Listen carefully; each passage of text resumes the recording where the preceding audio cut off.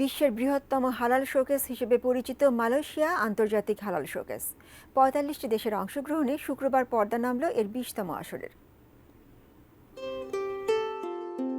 কুয়ালালামপুরের international trade and exhibition সেন্টারে গত ১৭ September থেকে ৪ দিনব্যাপী মেলার আয়োজন করা হয়েছিল। এ আসরে খাদ্য ও পানীয়, modest fashion, ecommerce, Islamic finance ও ফিনটেক সহ মোট ১৫টি ক্লাস্টারে ১,০০০-এর বেশি বুথের মাধ্যমে বাংলাদেশ সহ বিশ্বের ৪৫টি দেশ অংশ নেয়।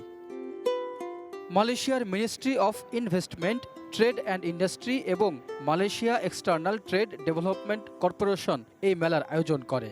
মেলায় বাংলাদেশের ৫টি শিল্প প্রতিষ্ঠান অংশগ্রহণ করে।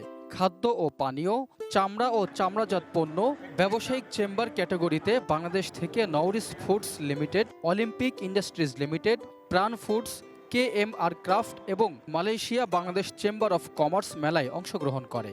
অংশগ্রহণকারী প্রতিষ্ঠানগুলোকে নেটওয়ার্কিং, বিজনেস ম্যাচমেকিং সহ সার্বিক সহযোগিতা প্রদান করছে বাংলাদেশ হাই কমিশন। এই অংশগ্রহণের মধ্য দিয়ে হালাল বাণিজ্য সম্প্রসারণের ক্ষেত্রে বাংলাদেশ কীভাবে উপকৃত হতে পারে এবং আমাদের পণ্যসমূহ বিদেশিদের কাছে পরিচিত করার একটি সুন্দর সুযোগ এসেছে এবং এক্ষেত্রে দূতাবাস শুরু থেকে বাংলাদেশ হাই কমিশন সক্রিয়ভাবে জড়িত ছিল।